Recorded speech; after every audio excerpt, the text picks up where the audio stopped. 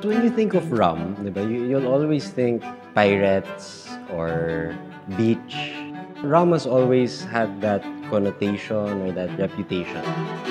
We want to push the needle further. You know how people enjoy single malts, it has that sipping culture. That's what we hope to build for rum. With Luisita Rum, we want to show the consumer that it can be enjoyed as a sipper as well, not just in cocktails, but as a sipper.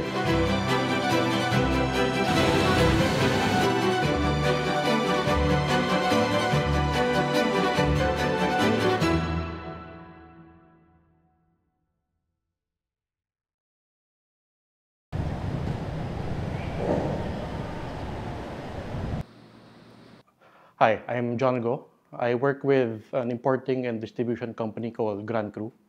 So our focus is to make more niche and boutique brands available locally. I think Filipinos drink so much rum because it's a very accessible spirit. Like, we're a tropical country. It's easy for sugarcane to grow in a tropical country. We have Tanduay, which is, I think, one of the biggest rum producers in the world. So the different brands of rum you can find here in the Philippines are Claran, Flor de Caña, Dorley's, Tanduay, and of course Luisita Rum. For me, what makes a good rum is it has to have texture and flavor.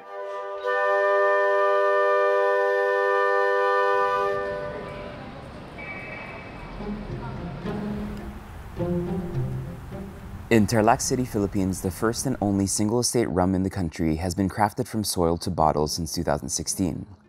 Inspired by a deep fascination with wine, father and son duo Nando and Paco have been meticulously creating Luisita Rum with the vision of producing a premium, farm-centric wine of the tropics.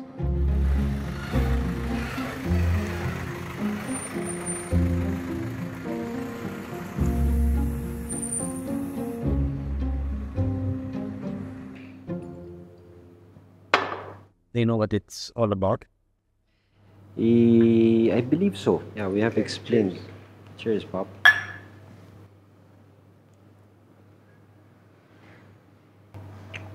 Grabe, that high ester stuff is really good. Oh, wow. That's really good. Yeah, I haven't tried this one in a while, pero masarap. Of course, the bird. Yeah, but this is the bird I was telling them. Philippine Hawk Eagle. Yeah, 2136. What's important with the brand is really we stick to the core value, right?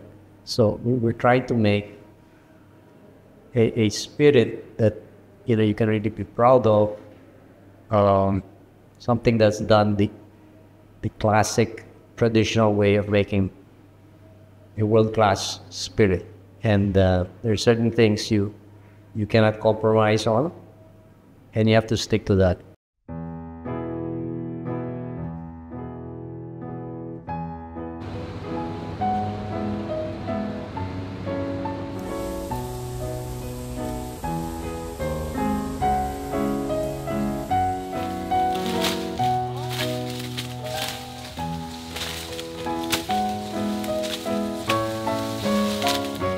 The three most popular ways to make rum is the Spanish style, the English style, and the French style.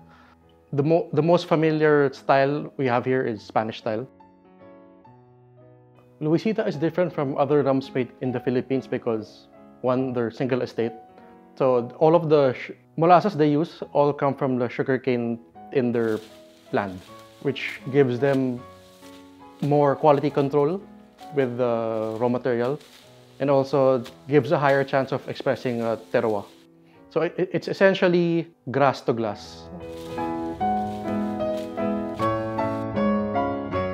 Luisita actually was founded in 1881, the estate. It was founded at that time. The Philippines, our country, was a colony of Spain. So it was put up by a company called Tabacalera. So Tabacalera was involved at that time. They were the biggest tobacco traders in the world. So the original plan of that company was to plant tobacco here in Luisita. But they found that the climate was not suitable for tobacco farming. So around sometime in the the turn of the century, early 1900s, they shifted to, okay, let's start planting sugarcane.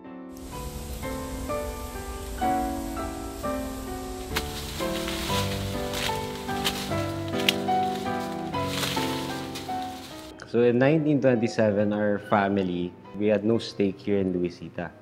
My paternal great-grandfather, actually, he and his siblings, they had a sugar mill further up north called Panique Sugar Mill. So it closed down already sometime in the 90s. And they actually had a rum at that time. And this rum was being sold and really prevalent in the market after the war. Looking at the history, as I started asking stories from relatives and looking at history books, slowly realized that rum making is actually not in our blood, but we've been doing it for a long time without us even knowing.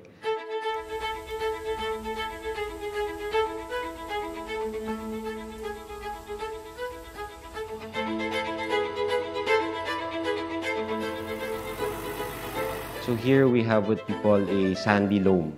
Actually, they called it a Luisita soil. They gave it its own designation. And this kind of soil, it's easily workable, high in organic matter. When you have good soil, everything else follows. So the philosophy is always just focus on the ground.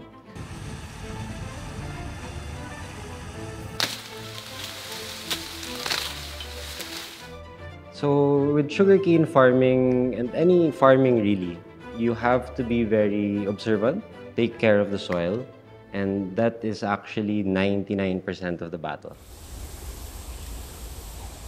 Yung pagtatanim namin, yearly nag-improve yan eh. Hindi lang nagtatanim kami ng tubo, pati yung soil, naalagaan namin yan. Kailangan may crop rotation o kaya maglagay ka ng organic matter para yung fertility babalik. Dahil naging acidic na ho yung lupa. Kung di maganda yung lupa mo, pangit din yung production na. Dahil hindi lalaki yung sugarcane. Once you take care of the soil, the process is set up seed beds. So these would be nurseries where we grow specific varieties that we pinpoint to specific soil type. Sugarcane is actually not grown from seed, but we propagate it from the stalk itself. There are eye buds on the sugarcane plant. So sugarcane is actually a grass. You plant it and then it grows from these eye buds. Come harvest time, we cut it by hand in the first plant. And then we also use mechanical harvesters now.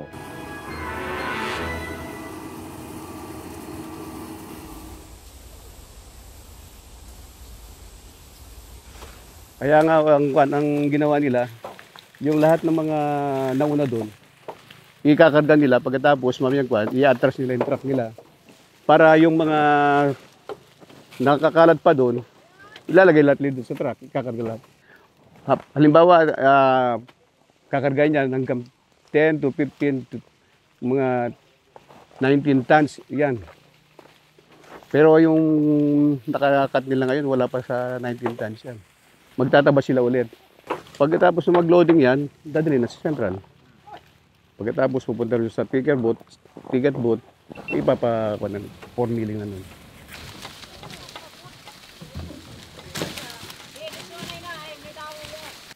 Ang una namit ko si Boss Paco, nung nagtanim tayo sa bahay kubo, nagakot ka pa eh.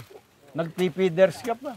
Tapos yung mga malalaking bato, inaalis mo pa eh. Doon sa bahay ko ba? Hindi ba? Nandun ka rin nun eh. Oo, nagtabas din. Oo, nagtabas din ako eh. Kaya alam ko yung Tapos dinatnang ko sa may Hacienda Bantog. Nagtabas kayo rin, sir. Kasama mo si Boss Wano. Umakyat sila dito ng ganon. 47 trucks. Oh, yun. 2015, 47. Na-experience na rin itong ginagawa ng mga ito.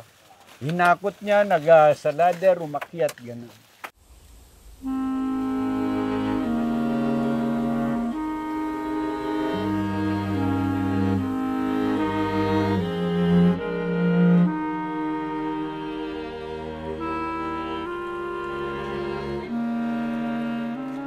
Actually, I wanted to be a lawyer. So growing up, grade school pa lang, my father's a lawyer. So I was like, okay, I want to be a lawyer. And I tried it out. Spent 3 months in his law firm. You know, I was in a little cubicle. And I'll be honest, I didn't have fun. So I talked to him and I said, okay, I don't think this is for me. He sent me here. He said, okay, try it out in Tarlac.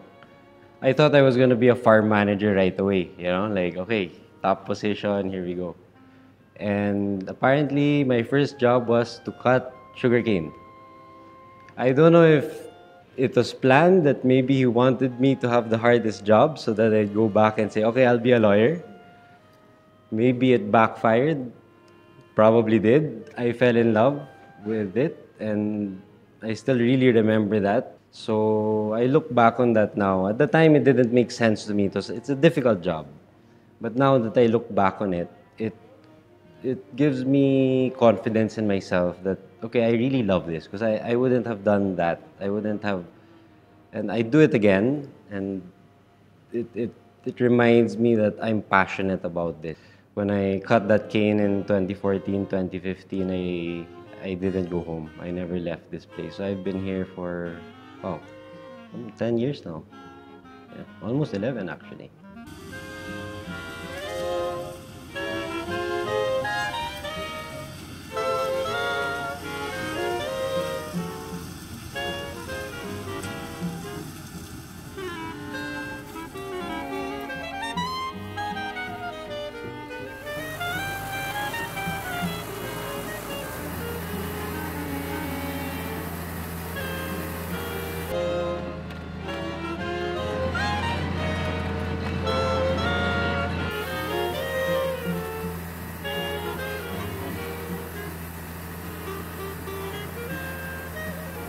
So here in Luisita, in Central Luzon, we actually have the biggest fleet of mechanical harvesters.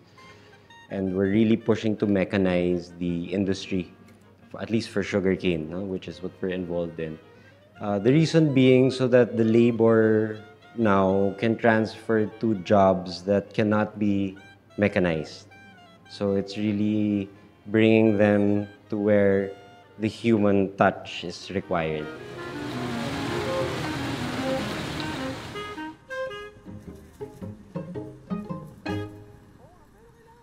Once that cane is harvested, it's now sent here to the mill and it's dumped. So we have a special technology.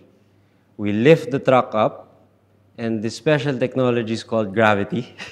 The cane falls down from the truck. Ito pala yung tinatawag namin na mill processing po ng paano iayos yung truck namin para bago idump po sa mill. Bali, ginagawa po, dalawang area po yan. Para hindi po madelay yung pagpaprocess ng pagtutumba ng truck, pagkayari po ng isa, yung isa na naman po, para po yung pagdadump ng truck, tuloy-tuloy po wala po siyang delay. Bali, pantay na sa hindi tulad na pag unang dumping, magulo yung pagkakadump niya. Pero pag duman na siya ng equalizer, magiging pantay na, magiging ayos na yung ganito. Tapos pagkayari po noon, dadaan siya ng mill, doon na po pipigay yung mga chips na ginawa na galing ng crushing. Tapos magiging yung juice niya, ilalabas niya na pipigay niya na doon.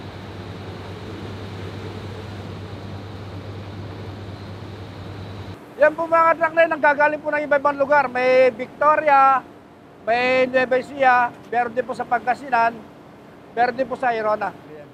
May iba-ibang lugar din po pinanggagalingan. So once that cane is dumped, it goes through a series of, they call it a unigrator, but to keep it simple, it's a lot of cane knives crushing it. Inside the mill, you can just imagine it's a sugarcane juicer, but in a large scale. The cane is really now squeezed. We extract as much juice as we can. And that juice now gets sent to the boiling house. It's heated up, we evaporate as much water as we can, really to concentrate the sugar content in the sugarcane juice. No?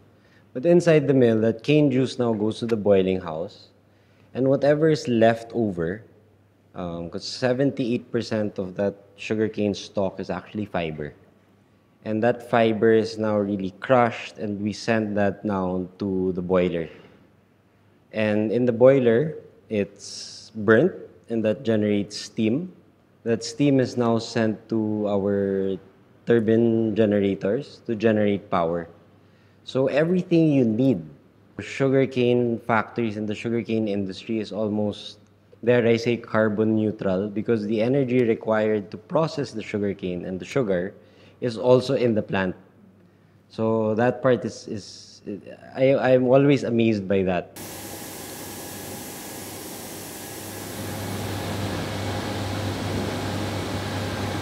We call it bagas, that fiber. It's now burnt. And then, of course, people now think, oh, you're throwing pollutants into the atmosphere. So what we did, again, going back to taking care of the soil, is we put they call it a scrubber. So it's just water jets that shoot into the chute, the chimney. And now all the particulates fall to the ground, and that's called mill ash, which is very high in potassium and other trace elements, molybdenum, all of that good stuff. That mill ash now, we apply it back into the field. So again, it's a closed loop system. So that's what happens with the fiber.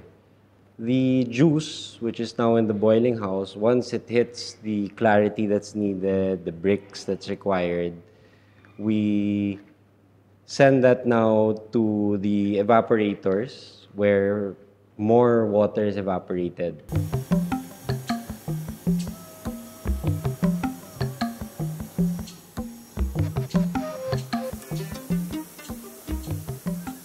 This is the pan floor station. So ito yung evaporation station. So dito inaalis yung tubig. We concentrate the juice from 13 bricks to 65 bricks. So after boiling sa taas, after 24 hours curing time, ito na yung ating sea sugar. So sineseparate ito ng ating continuous centrifugal basket. Ito yung ating sea sugar, and then yung molasses naman nito is the final molasses.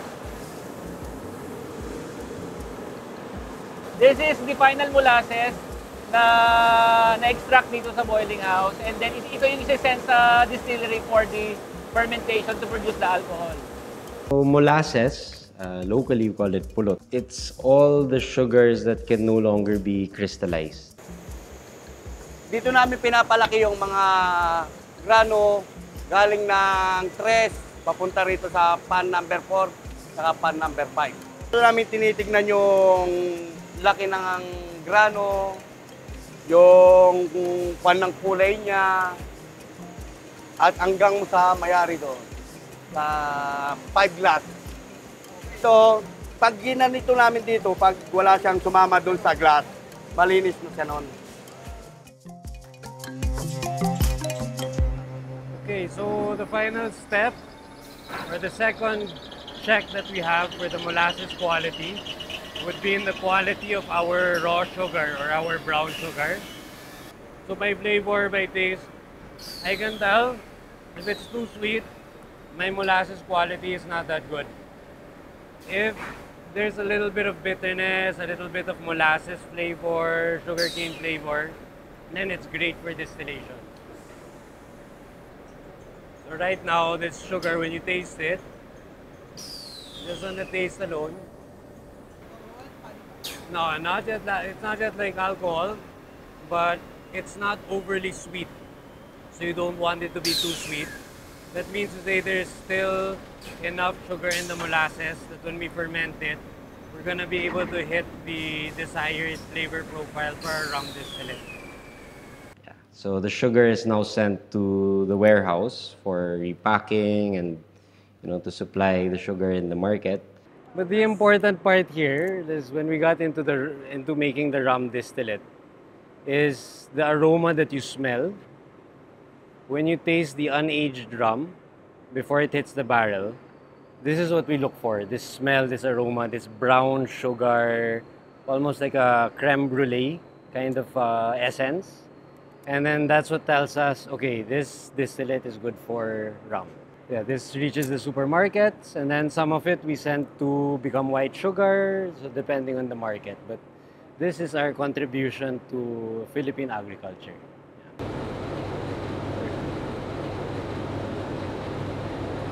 We focus on fermentation because in fermentation, that is where alcohol and flavors are made.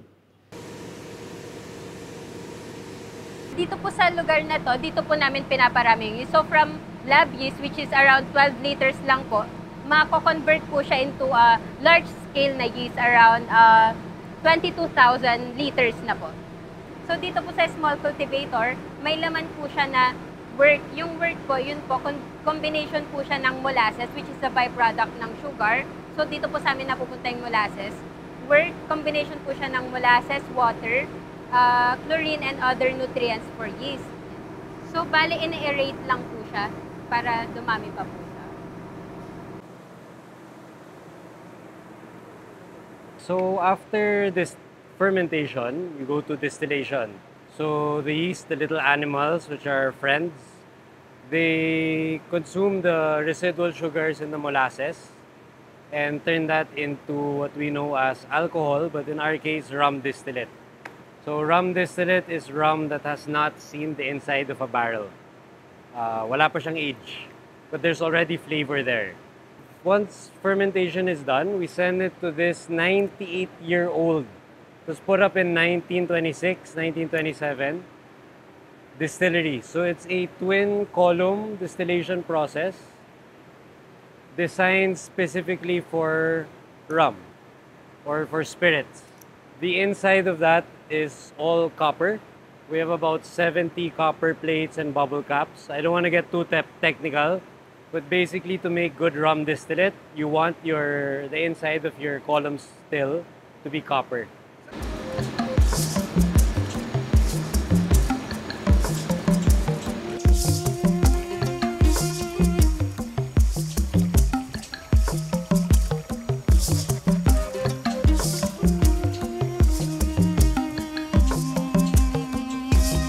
Here you'll see, we call it column number 3, so it's our oldest column. So whatever was in fermentation gets fed first into the beer still, and then from the beer still it goes to the rectifying column. So the rectifying column is where we now collect our unaged rum. So the rum distillate. In simple terms, the way I like to view it, I'm playing hide and seek to find the flavor. So if you will notice, there are a lot of tapping points. So we put a tapping point in each part of the rectifying column. So as we go on, every hour we're tasting and we find where the good alcohol is. So it's hide and seek. So sometimes we might get it here, sometimes we might get it here, most times we get it here. So again, it's a sensory experience. You smell it. And to make the decision, it's just like food. If it tastes good, collect. If you don't like how it tastes, divert it.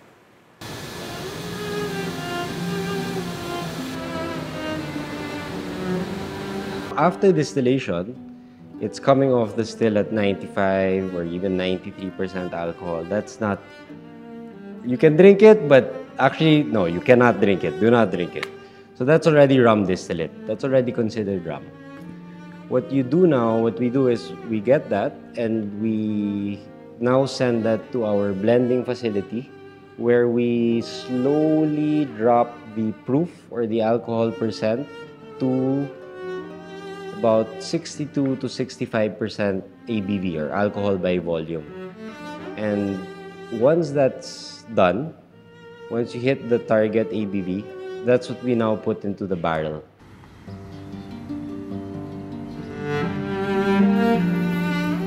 At least as far as aging is concerned in the bodega, We find here in Luisita that it should, given the climate, it takes about 2 years to reach the profile that we are looking for. Now our oldest batch is 8 years already actually. So once it's in that barrel, the rum distillate is interacting with the wood, all of that lignin layers, and you really just let time do its thing, you let nature do its thing, and all of these chemical compounds, alcohols, esters, congeners, they now form inside the barrel, and the taste develops even further.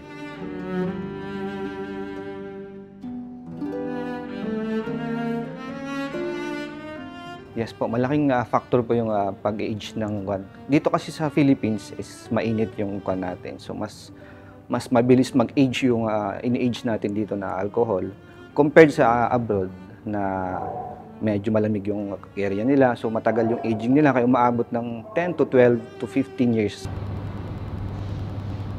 One good thing that came out of the pandemic is all the barrels that you see here, we tasted it and we scored it. We scored it on a rating of 1 to 5. So this is called the barrel thief, but this is the real barrel thief. So this is our way of testing the barrel and the rum that is inside. So we make it a point to taste at least maximum 30 barrels in one day.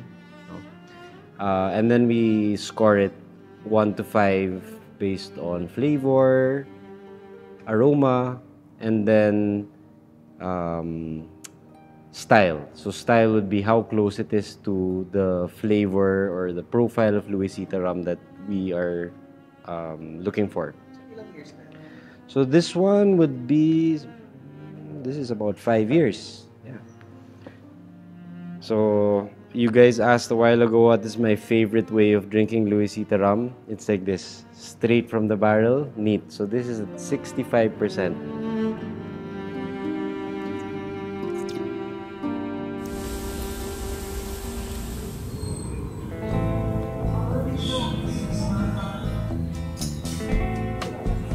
So Bar by is an architectural firm by day and then a cocktail bar at night. So after mo mag-work, pwede ka nang uminom. Nagsimula ako as a guest dito sa bar. And then, yun, nakakainuman ko sila. And then, doon na nagsimula. Sige, work na tayo, ganun. Ganun lang naman. I think a lot of things happen kapag umiinom at share ng story. So, baka ganun. That's what happened. For our menu, ano siya, it's a fun twist of the signature classic. And we also do bespoke creations. And dito sa Bar by magamit kami ng yung mga calamansi liqueur, dalandan. And yung latest namin is yung Intramuros na chocolate liqueur. And also yung Luisita Rum and other local rums din. We use a lot of local spirits and mga liquor. One of the local spirits that we use are Luisita Rum. In fact, 2 of our bartenders nakapunta na sa farm nila. And then they get to see the process of doing it.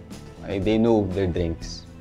We offer our local ingredients, local produce, na local liquors, mga liqueurs na kayang lumaban dun sa mga international brands.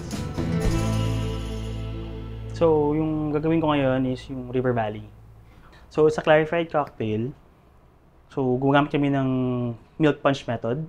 So, most of the rums kasi nanggaling sa mga tropical countries. So, yan, Barbados, mga Caribbean, Trinidad and Tobago. Ang sugarcane kasi, sugar is a basic necessity sa Philippines kasi. So, masabi natin na we have the raw materials to make rum. With Luisita Rum, we always want to keep that sense of place. So we're not going to release a product that we feel will not be worthy of the name Luisita Rum. It has to be something we're proud of. People always ask me that, and it's sort of a crossroads. Are you going to go mass market? Are you going to go full production? You want to be in every shelf in the world? Of course, a part of you will say yes, but if I do that and I lose the quality, that's not the dream for Luisita Rum. Because like I said, we want to show the world that we're capable of producing a really world-class premium spirit that it tastes really good. and it hits that quality that we're looking for.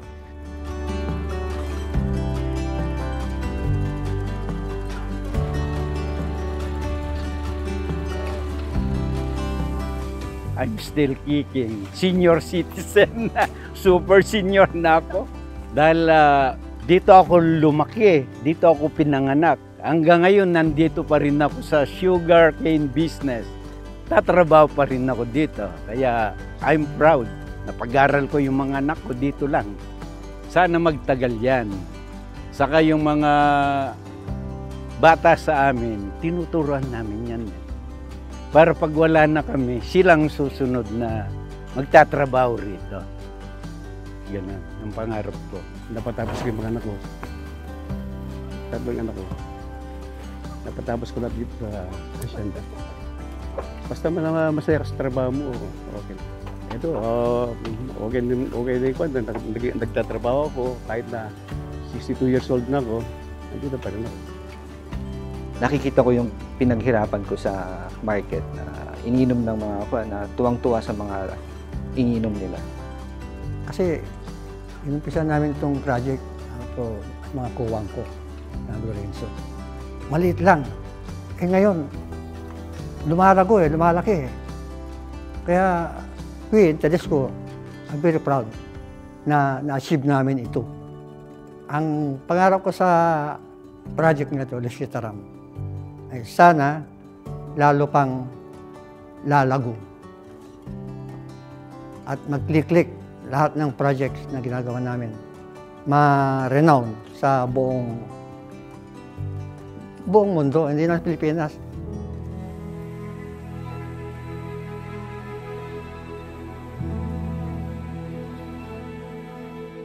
So the potential for Filipino rum worldwide is good because in other parts of the world, rum is becoming more popular. Historically, most of the rum come from the Caribbean, but with the rising trend of rum, other parts of the world, mostly Asia, they're making more rum. I think Luisita is a good indicator that the Philippines can have more craft rum brands in the future.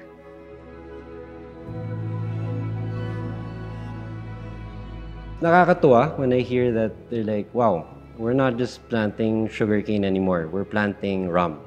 And it's nice to hear because now you're value adding, of course, and it uplifts the community, it helps them.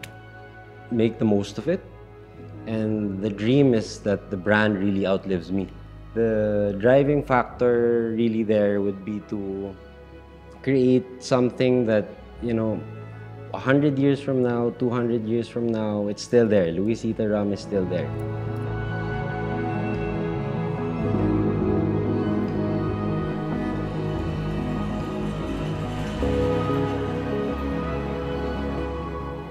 And what I've learned now is that, the smile is enough. My dad will smile. It's already their way of saying that it's a product worthy of their name. It's a product worthy of carrying on the name of Luisita.